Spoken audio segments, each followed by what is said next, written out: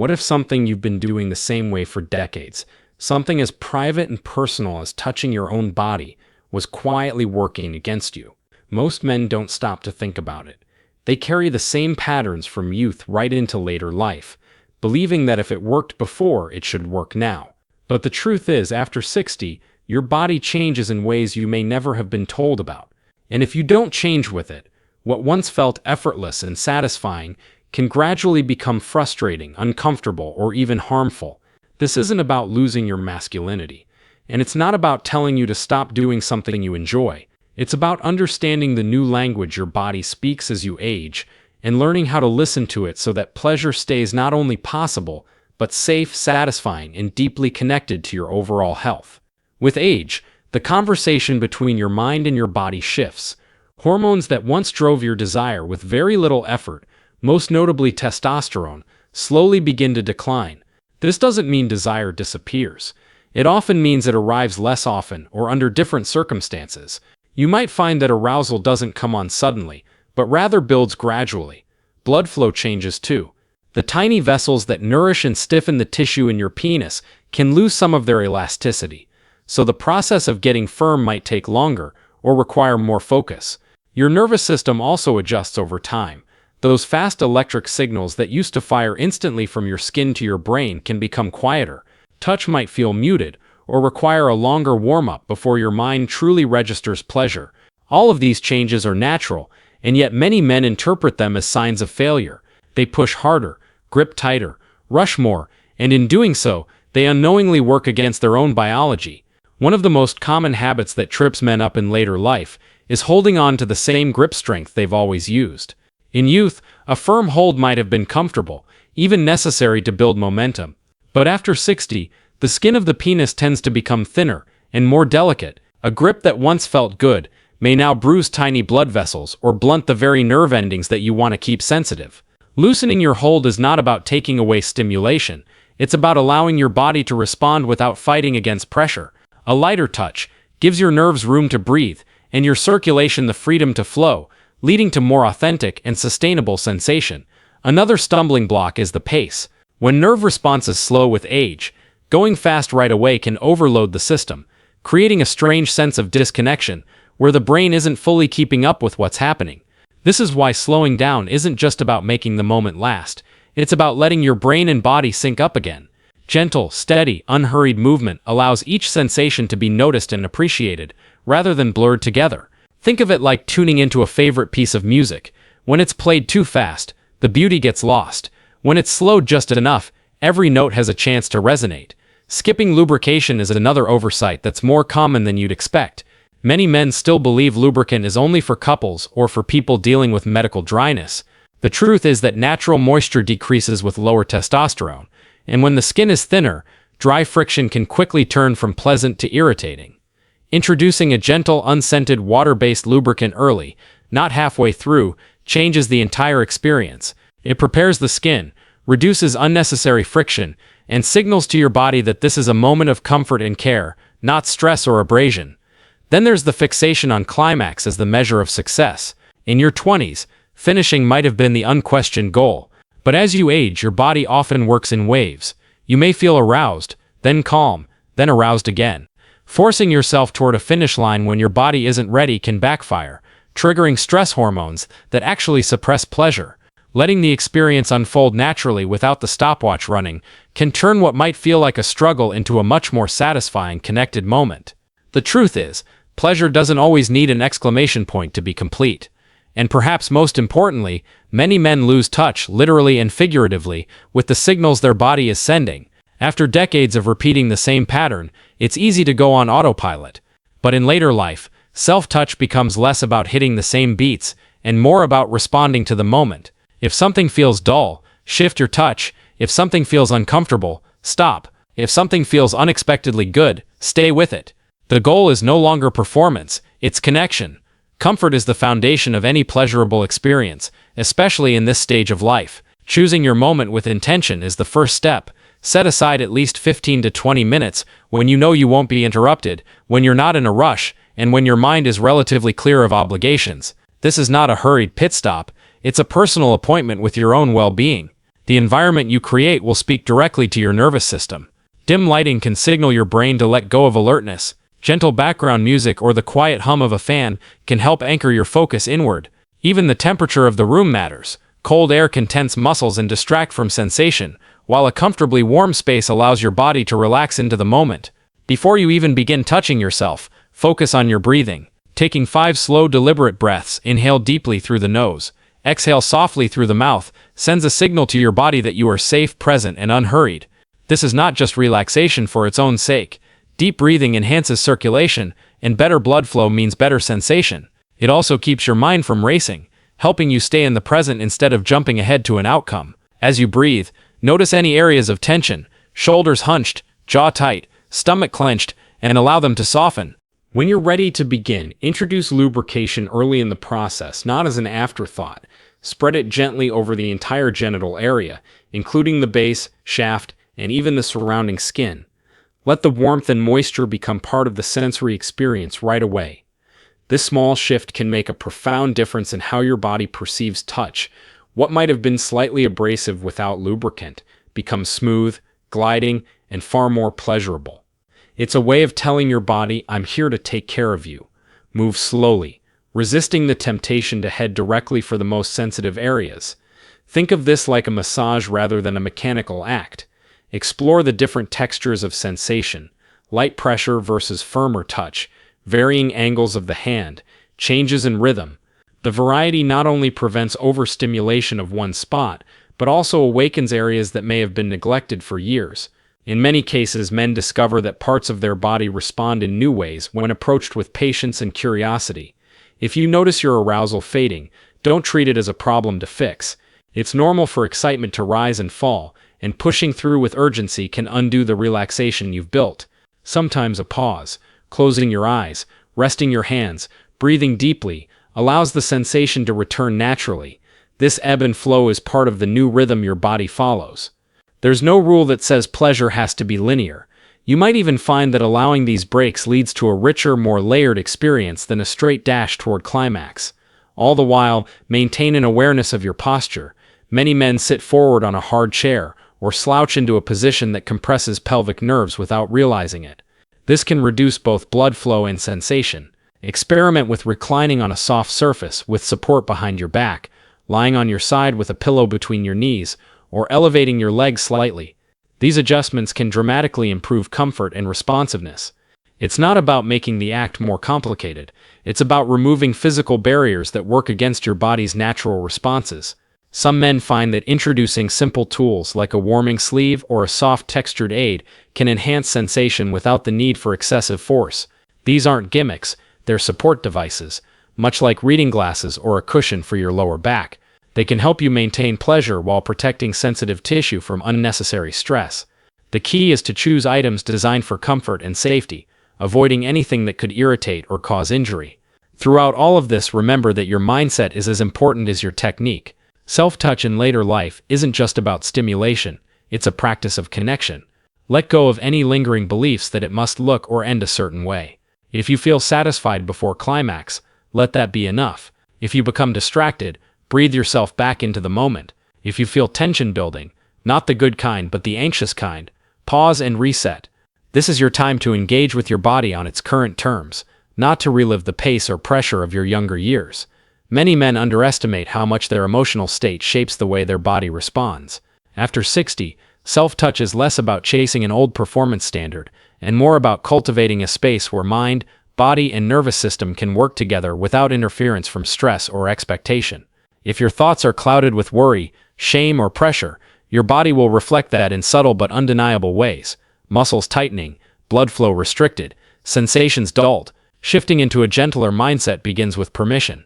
Permission to take your time, to enjoy the process, and to accept that satisfaction may come in new forms. The kind of pleasure you experience now might be slower, more layered, and more tied to presence than to intensity. That doesn't make it less real. It often makes it deeper. One of the most powerful changes you can make is to treat this time as intentional self-care, no different from a restorative walk or a mindful cup of tea. You're not performing for an audience, not proving anything to yourself or anyone else. You're tuning into what your body is actually asking for today. which might be entirely different from what it wanted last week or 10 years ago. This flexible approach keeps you connected to your own needs instead of trapped in a rigid routine. If you notice yourself slipping into autopilot, pause, even a brief reset, closing your eyes, letting your hands rest, noticing the rhythm of your breath can reawaken your senses and deepen the connection.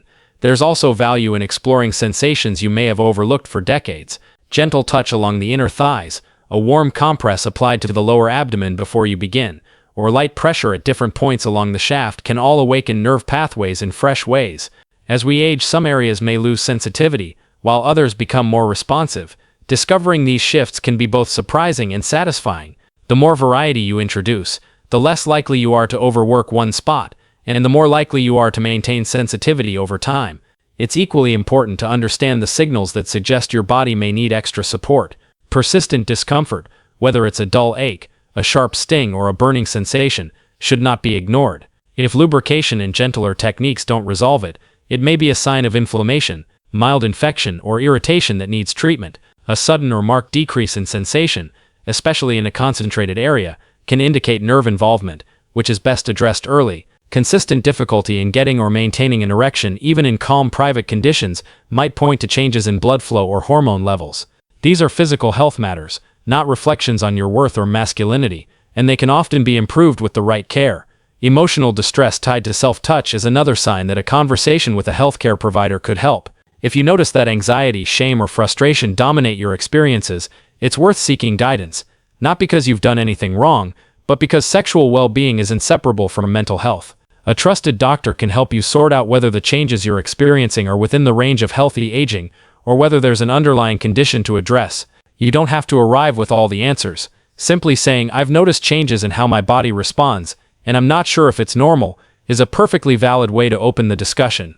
When you do decide to speak with a urologist, approach it as you would any other aspect of preventive health.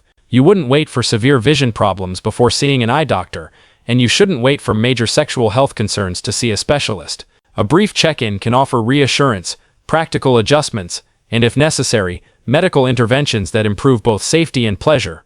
Far from being an awkward or embarrassing conversation, it can be one of the most empowering steps you take toward maintaining your quality of life. Your body is not in decline simply because it no longer responds exactly as it did decades ago. It's adapting. Every change you've noticed, from the way arousal builds to how long it lasts, is part of a natural evolution. When you meet those changes with curiosity instead of resistance, you open the door to a type of pleasure that is richer, calmer, and more deeply rooted in connection than the hurried moments of youth.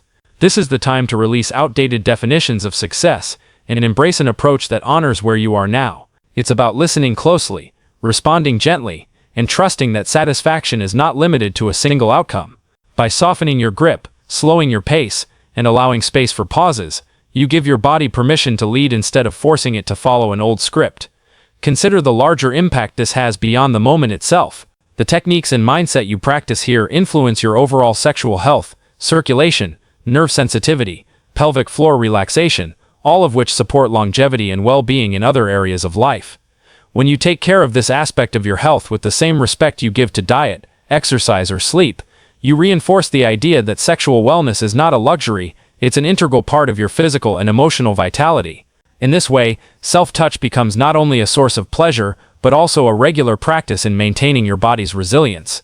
There's also something liberating about realizing you don't need to rush. Without the pressure to meet a certain standard, or to hurry toward climax, you gain the freedom to explore sensations you might have skipped over in the past. The feeling of your own skin under a lighter touch, the shift in warmth as blood flow increases, the subtle changes in texture and pressure, all of these details add layers to the experience. The more present you are for them, the more fulfilling the entire process becomes.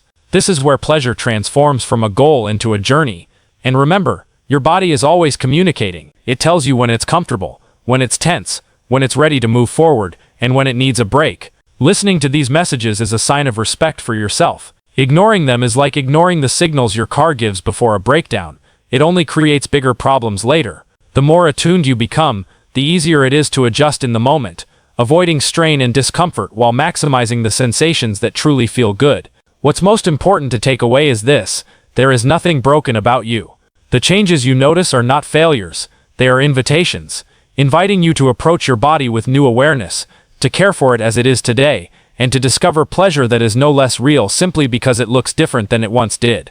Every time you adapt rather than push, you're choosing health over habit, connection over routine, and mindfulness over mechanical repetition. There's one more dimension to this conversation that deserves your attention. Even with the best technique and mindset, there's a habit many older men overlook, one that quietly influences prostate health over the long term.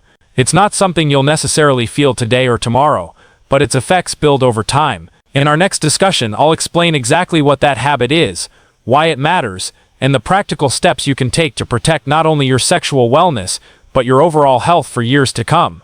Think of it as the next step in taking full ownership of your well-being.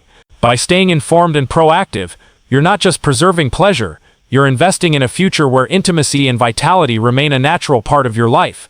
Aging is often painted as a slow surrender, a series of things you can no longer do, but in truth it can be a time of refinement and discovery. When it comes to your intimate health, this stage of life offers a chance to engage with your body in a more deliberate, more mindful way than ever before. You carry decades of experience, an intimate knowledge of your own rhythms, and the freedom to define pleasure entirely on your own terms. You are no longer driven by urgency or shaped by youthful expectations. Instead, you have the choice to slow down, to savor, and to notice the subtleties that only reveal themselves when you are fully present. This is not a downgrade. It's an upgrade in awareness, one that can bring a richer connection with yourself than you might have imagined possible. Caring for your sexual well-being after 60 is more than preserving a private habit. It's a statement of self-respect. It's an acknowledgement that your pleasure matters, not as a luxury, but as a vital aspect of overall health. Sexual function is tied to heart health, hormone balance, circulation, mood, and even sleep quality. By adapting your approach to meet your body where it is today, you're investing in more than just the moment. You're supporting the systems that keep you active, connected, and vibrant in every other part of your life. This is where self-touch becomes a tool for longevity, as much as for pleasure. When changes appear, they are not signs of loss, but invitations to adjust. The men who embrace this reality often discover that pleasure becomes more meaningful than before, no longer tangled in performance or old metrics, but grounded in connection, curiosity, and care. I've seen countless men come into my office believing their sexual vitality was gone, only to leave with the understanding that their body was simply asking for a new approach. With patience, awareness, and small adjustments, sexual health can thrive for decades. It doesn't require perfection, it requires presence. You are not defined by what you once could do, but by how you choose to care for yourself now. Each time you approach your body with gentleness and respect, you affirm your own worth. You send yourself the message, I deserve to feel good. I deserve to feel connected. I deserve to keep discovering what brings me joy. That mindset keeps intimacy alive, not just privately, but in how you engage with the world. And as you continue exploring this path, I encourage you to stay curious. In our next conversation, we'll look at a habit many older men overlook, one that can quietly influence prostate health over the long term. I'll share the small but powerful steps you can take to protect this vital part of your body, so you can enjoy not just pleasure, but comfort, confidence, and lasting wellness. If this conversation has helped you feel more informed, more reassured, or simply more at ease with your own body, I'd be honored to keep walking this journey with you. Join our everyday ageless community by subscribing and turning on notifications, so you'll be the first to know when the next video is ready. These are conversations worth having, and together we can make this next chapter not just about aging, but about living fully, with awareness, connection, and vitality.